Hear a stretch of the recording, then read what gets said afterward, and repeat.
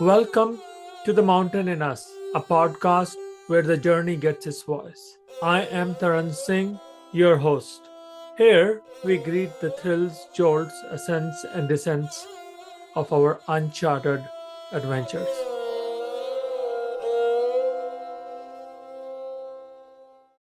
Hey everybody, today my guest on the podcast is Alana Zamora. Alana is my soul sister. We have known each other for a long, long time. But I can only recall the last 20 years or so. She is a marketing leader, an explorer, and an ambassador for compassion. Welcome to the mountain in us, where the journey gets its voice. Well, thank you for having me today, Taran. It's a pleasure to be here and talk about the seesaw of stride and harmony. Let's jump in. Yes, let's jump in from the hills. I know you live in Hayward, next to Hayward Falls, with a stunning view of the bay and amazing sunsets. How did you end up in Hayward? Yeah, it was never something we planned on, I'll tell you, but it is something that we have grown to love. My husband and I have lived all around the Bay, including a few international stints. But we came back to the Bay Area and, we have this seesaw question in our minds. Do we find a place, go to the city, live in a loft, and really double down on a child-free life and a child-free experience of a small place living in the city? Or do we choose a larger house, one that can incorporate my mother-in-law or my father-in-law who are falling ill? And we were torn between those two decisions. It was pre-COVID. We wanted to have a very economical decision anyways, and we decided to choose one that aligned with our values of bringing in a family. It didn't turn out that we actually had to bring our mother-in-law in with us, and she's living perfectly on her own as it stands. And as a result, we actually really got to know a new side of the Bay that is very beautiful and diverse, very peaceful. And we just love it. We get out in the hills and we get out to the Bay Trails, and we are very close to all of these destinations, 40 minutes from San Francisco and San Jose, the East Bay, and the peninsula. So it's proven to be Yeah, a very lovely location. and all the great food for in economical pricing that Yeah, that yeah, one can find in the Bay is in Hayward. Most people probably forget yeah. They that. call them hidden gems, but they're not so hidden anymore. Yeah, no, I love coming to that side of the Bay. I know, talking about detours, you've also taken a lot of detours in your professional life to end up where you are today. Did you always knew what kind of work you wanted to do? How did you end up professionally where you are? Just give us a glimpse of your trail there, right? Yeah, so I've been in marketing my entire career, and when you go into your early years of college, everybody's asking you what you want to major in, what you want to do with your career. It's so hard to choose something. And I happened to pick advertising. I went to San Jose State. The actual degree was in advertising, not even just marketing. And I picked it because, it felt creative and scientific. It felt challenging. And little did I know really how much it would be a fruitful endeavor and take me all around the world, especially as it's evolved from going from print to digital and to now AI and all of the in between. It's being part of this industry, especially in the Bay Area and tech, has really, kept me on my toes and kept me learning and challenging all these years through. So I did detour out of actually being in proper marketing roles. I took a short time to be in product and sales, still within a product that serviced advertisers. But that gave me different perspectives of an organization and actually helped me become a better marketer when I did parachute back into those roles. And yeah, I think that I've always, wondered, some days you have the worst days of your career and you feel like you have had so much history and debt accrued for being in marketing and advertising. How could it possibly be if I wanted to change my life or change my career? Could I even do something like that and make a huge pivot as you see people do? And I'm not at that stage yet, luckily. Luckily, I've always kind of come back to a center where marketing was still fulfilling and a job that I could be successful at. But, I think there's a lot of times where you do consider if you've made the correct career choice and you're still good at it or not. I don't know, but it's still keeping Yeah, me employed. So yeah, it's yeah, certainly been fun. yeah. I think we all have that. We all go through that, right? Till AI pulls the plug on us now. Are we relevant for the world we are in? Exactly. Yep. Right, Yep. right.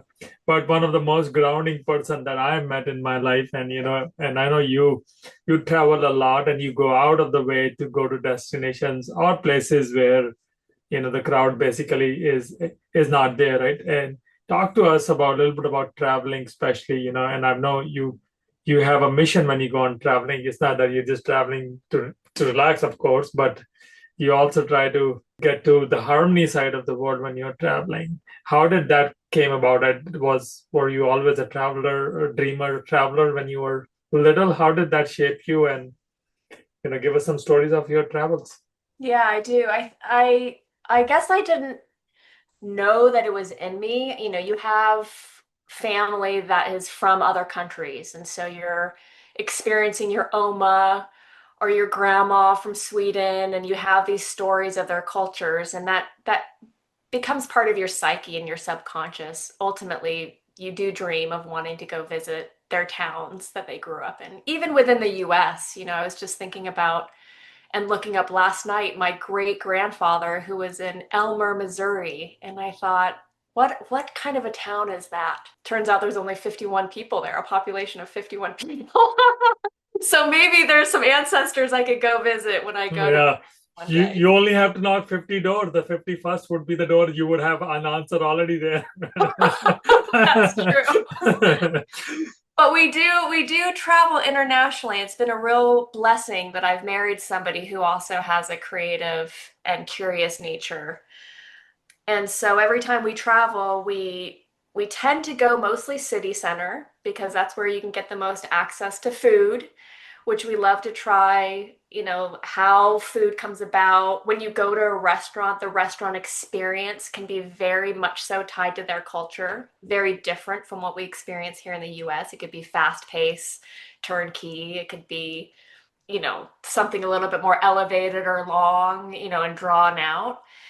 And so we really do pick up a lot of those experiences just by going out to eat. And then similarly, we connect with nature. And so we do try to find those beautiful aspects of their town or their city where you can enjoy the parks and sit on a bench and people watch. Yeah. How are people spending Is their time? is there a place that you would say, Taran, this is one place that I Hmm. would say that has stayed me for me, or multiple places, right? I know you went to Mexico last year, and Yeah. the pyramids there were amazing, and I was like so Yes. drawn to them. That was a great experience because that blends architecture and history, of course, but then when it merges with somebody else's belief of religion and how that connects with, people building cities and societies and the rules of the nation, I learned a lot about visiting the pyramids there. But I think the one that I've always been drawn to my entire life is a park in somewhere in Hawaii. And I went on this volleyball trip with our high school. How blessed were we to be able to go to a competition in Hawaii? And the one memory I have from that trip of being in high school is just laying down on the ground with a large tree up above me. And every time somebody asks me to meditate or to think of my most peaceful spot, I imagine that moment exactly, the breeze, the tree, the sky. And it's just, I feel a real connection with trees. And here we are in the Northern Bay Area. We have Muir Woods and some of these most spectacular trees on the planet. So I do feel like that gives me a lot of peace and keeps me grounded. And I'm always reflecting on the trees that I come about wherever we travel. Yeah. isn't it amazing when you look at the tree when you are lying down, not even you become minuscule, but also you become infinite at the same time. And I find that a daunting experience that you look down and you're suddenly you can the sky and the tree become one, and you become one with it. And You're I don't suddenly so know, small and you're suddenly looking at this tree going, what have you experienced? yeah. My goodness, what you've been through, and you're still so peaceful. Yeah. No, and I kid with my son sometimes, when we go on Redwood Trail, like this, I tell him the tree knows everything. It just does, we just have to dig on it a little bit. It has seen Yeah, it has seen so much past that, we humans, when we go to it, we might be in our arrogant self, but the tree has more to give us and talk to us in many ways, especially the redwoods. Not in, they are in many ways our guardians I of believe that. time. I believe that. Um, Talking about guardians, you also share a very caring bond with your mother, and over the years, at least what I know of you, that relationship has evolved, and you moved to this house, and you bought a house, and also thinking about her in the future. But give us that, as the parents are aging, as you see yourself, especially your mother, how has that relation changed in the last, you know decade or so, especially, knowing, and I know more about it, but I want to hear it from you. Yeah, no, I think a mother-daughter relationship is always evolving and can be hot and cold, depending on the week. But yeah, my mom and I, with my sister too, we went through hardship very early on with my dad passing. She was a young mother.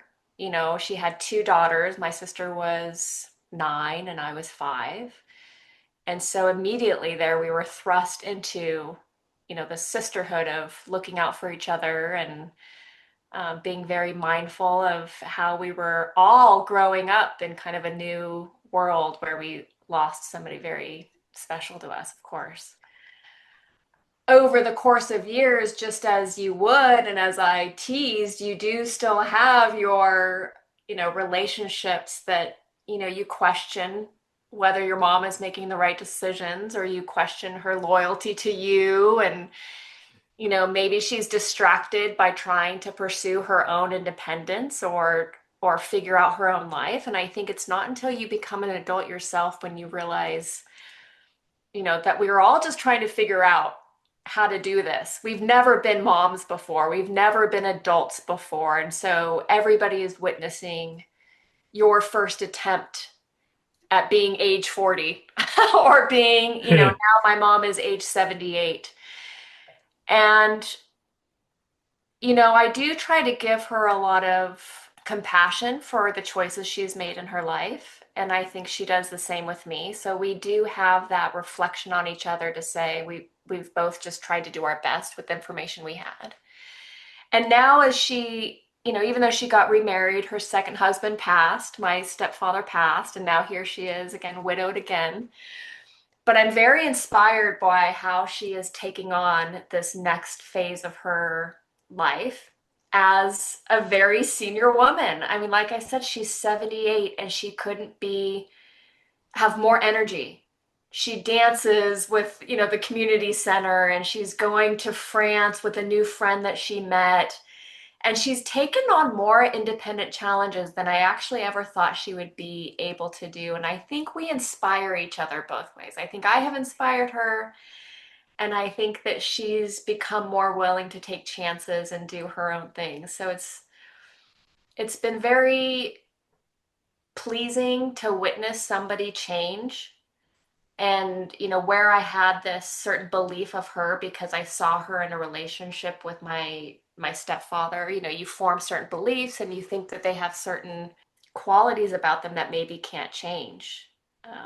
But Yeah. she is actually very independent, and maybe that's where I get it from. She can't sit still, so she's going after it regardless of her Yeah. age. Yeah. No, when you said so, and I know I sent you that three sister card, I didn't it's sometimes, I just, and you know me, and sometimes I have a feeling I just have to go through the very end of it. I can't just, and I picked up the card. I knew who this card is going to, right? And I had my little sister with me, and she asked me, who is this going to? I said, it's going to one of my sisters. And she asked, do you have another sister that we do not know? It was beautiful. It was beautiful. Yeah, yeah. Yeah. No, and I think your mother's story is a good, you know, age is just a way of, how we think, and but harmony is also ageless in many ways, right? You have to find that harmony at every aspect of your life, and I just want to understand, and how does Alana look at harmony, right? When she is looking up that tree, or when she's talking to her mother, or when she's in a client meeting where she's scratching her head. There's so many aspects of life that are orbiting in your heart, and how does harmony play that picture, right? And paint us a picture of what is harmony to you. It's a great question because I do feel like now at this age, mid 40s, I'm much more aware of how I can practice being harmonious and practice being true to the energies that I'm receiving and giving. But I've always kind of been that way. I think I've always tried to find alignment. When I first think of harmony, I do think of, the simultaneous combination of notes in music where there's highs and lows, but ultimately it's just this pleasing or agreeable sound. And then when you think about being harmonious in life, you do still move with an awareness of those energies, highs and lows, and all of the forces around you, but honoring them and giving them all respect. Because maybe a high pitched sound wouldn't otherwise work for you, but actually it does when there's a counterbalance or something to make it sound a little bit more beautiful. So the practice that I continue to put in place now when I'm in a tense work environment or a very disagreeable person or somebody that I'm frustrated with, I've learned now and I still practice every day to receive that energy as if they are just asking a question and I can help educate.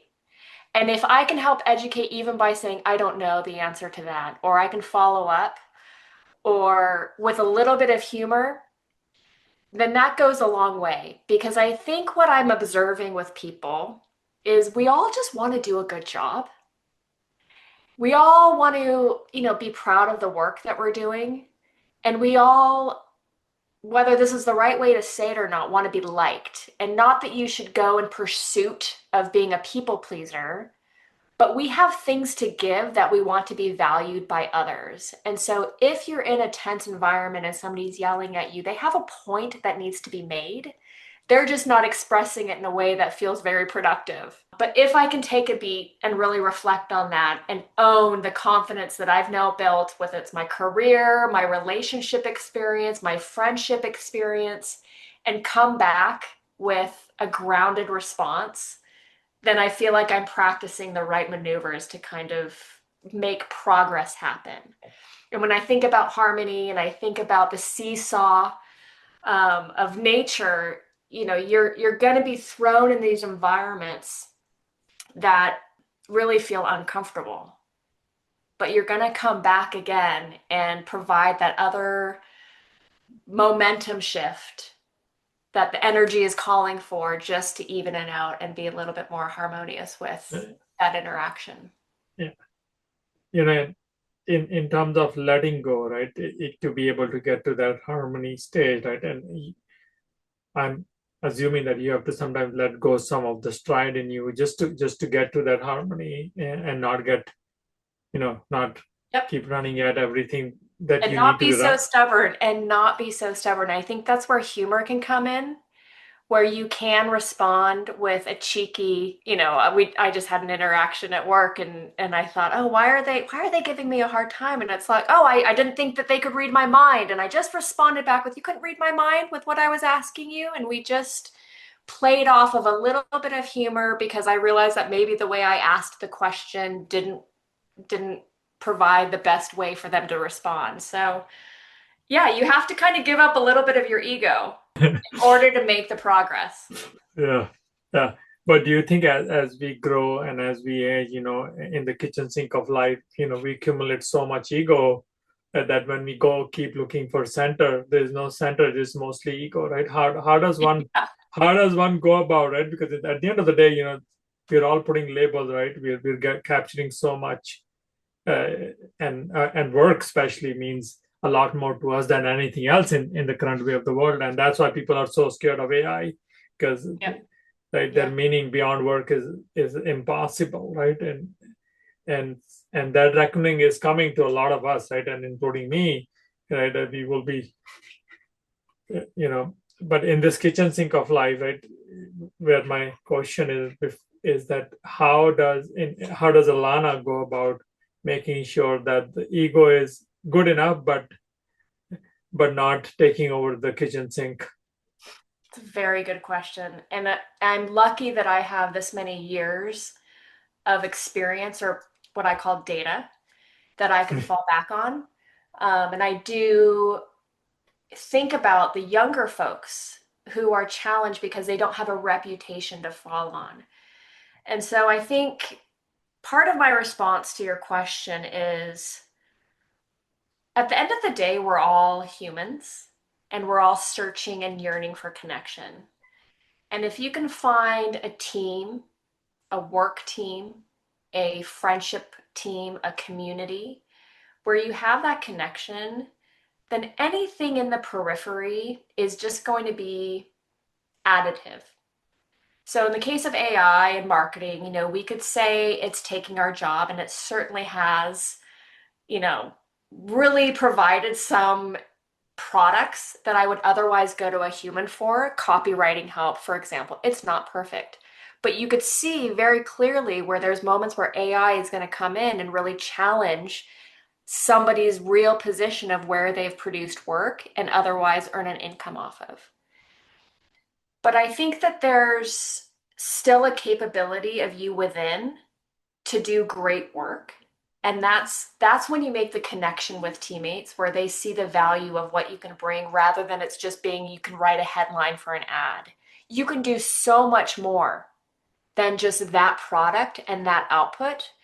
And I think that's what we're going to learn, and it's probably almost going to be more beautiful than we should be scared of it Yeah. because we have these connections, we have this worth, and we have a different type of product, a harmonious, a human, an energy product that is actually way more worthwhile in an organization or in a community than what might be able to be produced through technology. Yeah, and I think, and when we talked last time, we talked about how to get to connection, you have to embrace failure in a way that I think you said it that you know you have achieved everything in failure, and I want to hear a little bit more about that philosophy of failure with some tangible examples, preferably Yeah. that can that I just thought that was such a unique perspective on failure because we say it, but as soon as somebody fails, we are like the Bigfoot comes from the top and smashes the failure like Yep. an eggshell, right, and then done, right, and it takes yeah. So, just give us a little bit more about, actually a lot more about failure as something. I feel that this failure is the lever of stride and harmony. It can get to both levels. You might Mhm. fail in stride and get to harmony, or you might fail in harmony, get to stride, right? And it acts as a lever to get this play rolling. Otherwise, we'll just know the outcome and we'll do nothing. Right. And I think this is such a good topic because, and maybe this is the marketer in me coming up with a way to rebrand failure. Well, yeah, make sure you do a good job. But I have really always been frustrated with everybody telling me you have to be okay to fail. You have to be okay to fail. Failure is part of the process. And it just confused me for way too long. I'm an athlete, played volleyball as I mentioned, and what do you really ever fail at when you're an athlete? You just lost a game or you just didn't hit everything in your practice, but you actually are still moving forward and you just missed expectations. So I've come to this conclusion very recently that I don't even like the word failure. Not that I'm trying to diminish what that notion could mean, but it really is just missing expectations. Missing expectations. You missed a target. You put on a Yeah. target that you want to do a marathon, or you put on a target that you want to do X, Y, and Z. And maybe you worked out so hard that you couldn't complete the marathon. But that's just a missed Yeah. expectation. And that's just a missed target. But you've done so much work, and maybe along the way you found that you're great at 5Ks or you're great at something else and you just love running for fun. That is a success. And so, through the course of you actually putting these goals in play, you learn a lot about yourself and you still are making progress. And if I were to say that anything is a failure, the failure is not trying or Yeah. not setting a goal and working towards that goal. Yeah. Do you think that because, a winner gets everything on the table in the world we exist, and then B, we worship overachievers to a degree as cult, right? That puts failure in a bucket of, a nauseated sink that, you can't be in failure because you're going to get the nausea of failure, and hell, you can't wake up from that nausea, right? And I feel that, Very being true. stuck That's in very that mode, sometimes, even if you have all the spine to shake that up, sometimes you're not able to because you're looking at yourself from winner gets everything, and that you're not the overachiever that people could worship. Yeah. And life goes on. And if you missed something, if you proposed the wrong plan and everybody went to do this marketing campaign and it was a flop, life goes on. I hate to say it, but it goes Yeah. on. And so you made a mistake. Oh, I made a mistake. Oh, I my math was wrong. My calculation was wrong. My idea wasn't, what I expected that outcome to be. If we can just tell each other we made a mistake and move on, and we're using that additional data to feed the next iteration, then that's going to help us stay Yeah. mentally stable and mentally connected to the project rather than just completely opting out and ignoring maybe what had happened because that feels a little bit more pleasing at the time. Yeah. The way you said it, I think like failures are like the soft spots of life, right? If the more we have it, the less brittle we are uh, Mhm. to snapping, right? Because Which is uh, really challenging. I've gotten laid off. I've made bad recommendations. I've remained friends with people that, I probably shouldn't have kept in my life. These are all things that maybe you could say are failures, and they hurt deeply. Even if it is just a simple work project that you commit to and you build, but it didn't work out, that yeah, hurts very deeply. But yeah, at the no, end, is it truly a failure? I think that's a good question. no, I think if you can, and I think as you said it, right, we are going to make decisions that are not going to pan out the way they are going to pan out, but we are not all knowing, and in hindsight, you know you can connect every dot, but living in the present, you have to give yourself the luxury to fail, but also the luxury not to, but also the stride that you're not going to be in inertia and point the failures at other, right. So that's, you know for me, that is the hardest challenge, right? What is the failure? Like, like I was at a game with my son on Sunday, and they played 4 games, lost the championship game, and they were blaming on the referee fallout, on the basketball. I said, you can blame it on the referee, but that's not that's Good not the lesson. outcome.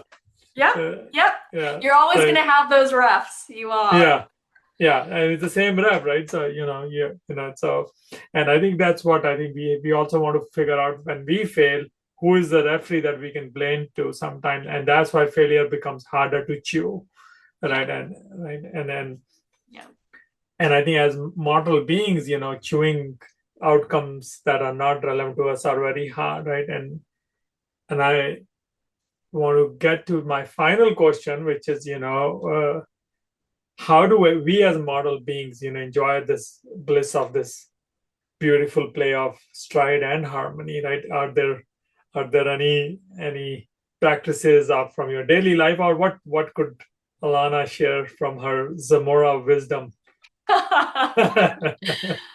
Oh, we could go on for days, Taran, okay? Too much wisdom for an hour podcast. I need the advertising cliff notes. I think I'll close by kind of coming back to maybe one of the words you used earlier in the podcast, and that's compassion. Sometimes it can be really hard to have empathy and compassion for your fellow human or coworker, and even for yourself. And I think if you can start by having compassion for yourself and being very mindful that you are a vulnerable creature that has just as many insecurities as other people, you can reflect that and trust that every other human is going on with that. And so as you try to take chances in life, or if life gives you, an opportunity to pivot, whether you asked for it or not, cut yourself some slack and do your best in that moment. Don't try to force the energy. Think it through, come back to your very special tree or your moment of meditation, and just allow yourself to process what's going on so you can be a little bit more in harmony with that decision that was landed or that you made. Yeah, no, that's a good way to look at the life. The perspective changes to pivot, and you said it so beautifully, in your open when you talked about looking at the tree. And I'm going to, even though I've never been to that place, now every time I'm going to look up a tree, and I have special relationship with my garden, but just I also funny thing you talked about tree. I have a big tree in my front of my garden that sucks up all the water that I give to my trees, we have this tension in our relationship. So I have to tell him, you can't, please mark your roots till here. Let me grow some tomatoes, buddy. I can't wait to see it. Oh, that's Yeah, great. yeah. But this is thank you for coming. This is amazing, and I'm so glad to make it with you, and knowing you has changed me a lot. Right? The compassion is hard. Being a parent, it is even harder. You go through so much rage sometimes just to be able to say, okay, what do I have to do? Adults still okay. Can still reason them out, but when you have to do it with kids and teens especially, it is a different ball game. And Yeah. and I and yeah, no, Well, thank you I again. really value your friendship and being able to have these conversations. I think when your poetry, your podcasts, and knowing you from a work environment, it really is this beautiful constellation of, who you are and who we are together. And I just really value us taking the time out to think a little bit more philosophically about life, because Yeah, no, and there's so much of that that helps. yeah, I can't leave my soul sister away, right? We got to make it to the next world together. Oh, you'll be the first one I call. Cool. Thank you for coming, and all the best. Till next time. Have a good one. Thank you, you too. Thank you for joining us on the Conversation Trails of the Mountain in Us podcast. Each episode here is crafted with love, adventure, and reflection. We hope you have enjoyed this one, and we welcome your thoughts on it. And if you want to be on the show, feel free to reach out.